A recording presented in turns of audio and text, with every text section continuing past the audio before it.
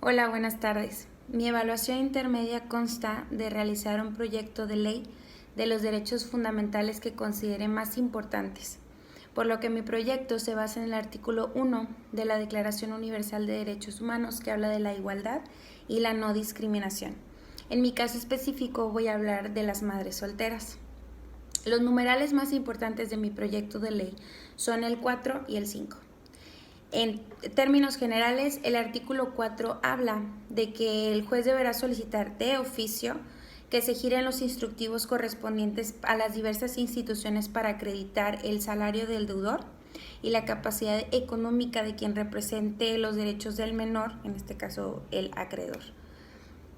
Tanto será también todas las percepciones que pudiese obtener fuera de una subordinación, de un régimen de subordinado, y asimismo ejecutar las diligencias correspondientes para verificar la riqueza de ambos, tanto del deudor como del representante del acreedor, de las cuales se podrán entender los bienes muebles, inmuebles, herencias, la forma de vivir, los lujos que tenga, los gastos, los servicios, todos los gastos que incluya su bienestar. Todo esto deberá incluirse dentro de los autos del expediente para así acreditar que se está realizando esta investigación oficiosa. El artículo 5 habla de que el juez de lo familiar deberá resolver el porcentaje de la pensión alimenticia en base a esa investigación oficiosa para poder justificarlo, para poder respetar el derecho de igualdad tanto del deudor como del representante del acreedor alimenticio, cumpliendo siempre el principio de proporcionalidad. ¿Por qué es importante? Porque la madre soltera para mí es un ente vulnerable y a quien en diversas ocasiones no se le respetan sus derechos de igualdad y la no discriminación, como lo estipula el artículo 1 de la Declaración Universal de Derechos Humanos. O sea, esto es a nivel mundial. Existen proyectos de ley, bueno, estuve revisando y existen proyectos de ley que solamente hablan de pedir un apoyo económico en base a ser una jefa de familia sin recursos y sin nadie que la apoye, o sea, en sí, sin que no cuente con una pensión alimenticia. Pero a veces la pensión alimenticia no cubre las necesidades de los menores y en este caso de la madre soltera. Un ejemplo práctico. En la actualidad, por tener un hijo, dentro de los registros, los jueces familiares, la pensión alimenticia recae entre un 15, un 20 o hasta un 30% del sueldo del deudor. Pero siempre hay que respetar un cierto porcentaje para que el deudor pueda subsistir y tenga un bienestar igual que todos los demás. ¿En qué se basa el juez en decretar esos porcentajes? O sea, por ejemplo, el 20% cubre alimentos, educación, salud, mantenimiento de la vivienda de donde están los menores, los servicios, en caso de arrendamientos, la renta, el transporte, etc. Estuve investigando y en el INEGI reportó que en el país de los 126.014.024 personas que habitan en el territorio, el 51.2% son mujeres. Y de esas mujeres, según la encuesta nacional de la dinámica demográfica del 2018, se calcula que hay 22.2 millones de mujeres de entre 15 y 49 años que han estado embarazadas y han tenido, aunque sea una vez en su vida. Asimismo, la encuesta nacional de ocupación y empleo, o sea, la ENOE, estimó que para el primer trimestre del 2019, 7.4 millones de mujeres de entre 15 y 49 años son trabajadoras subordinadas y remuneradas, y de ellas el 9.9% son madres solteras, alrededor de 732.600 aproximadamente. Suena muy poco, pero de acuerdo a las estadísticas del INEGI, el 67.5% del total de las madres solteras no reciben pensión alimenticia. Por otro lado, 2 de cada 3 niños de padres separadas tampoco la reciben. Pero yo me quiero enfocar más en este caso de quienes sí reciben la pensión, pero no es suficiente. De acuerdo al artículo 311 del Código Civil, Establece que los alimentos deben ser proporcionados a la posibilidad de quien debe darlos y a la necesidad de quien debe recibirlos.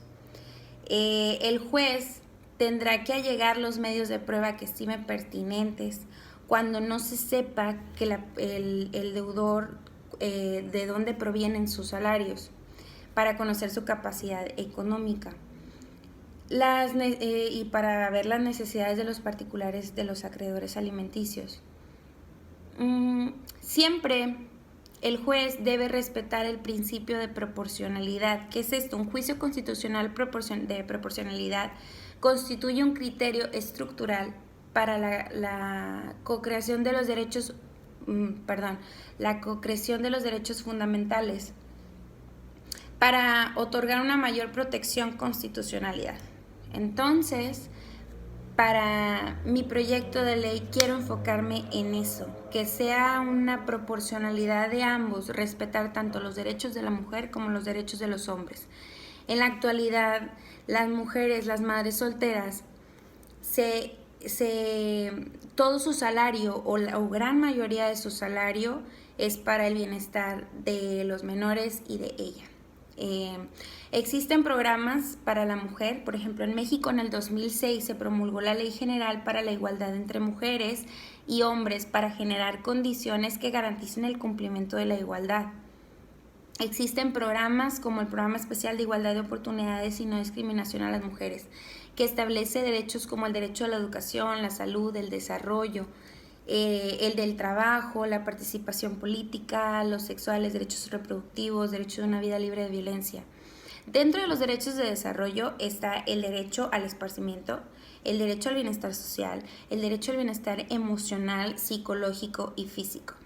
Entonces, yo decidí hacer énfasis en los artículos que menciono para acreditar que el proceso de fijación de pensión alimenticia sea proporcional.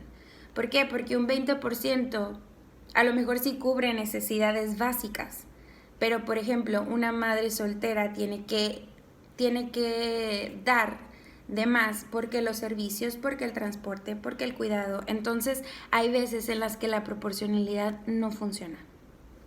Por eso mi proyecto de ley es respetar la igualdad tanto de la madre soltera como también del deudor, porque estamos de acuerdo que ahorita en México pues existen también deudores que pues no tienen manera de subsistir y sin embargo siguen con el cumplimiento de las pensiones. Entonces es muy importante que para mí, que el proyecto de ley se envase en eso, no solamente en de cuidar los derechos de la madre soltera, sino que sea equitativo, para que así poder tener una estabilidad legal, tanto para las madres como para los padres. Y de igual manera vamos a poder cuidar también que la natalidad sea un poco más baja, porque ya vamos a pensar un poco más en la actividad económica que podemos tener en caso de que falle una familia o que exista una reproducción de un menor. Entonces, por eso decidí escoger este artículo, porque realmente considero que es la base fundamental de los derechos, la igualdad. Entonces, para mí es importante considerar esto y crear conciencia para que también se respeten los derechos de la mujer y en este caso los derechos de una madre soltera que no tiene que no pueda tener un sueldo fijo, que no pueda tener algo para poder que sus hijos tengan un bienestar establecido. Entonces hay que cuidar eso por parte de los juzgadores, de que también a los hombres que sea proporcional todo, tanto del acreedor como del deudor. Gracias.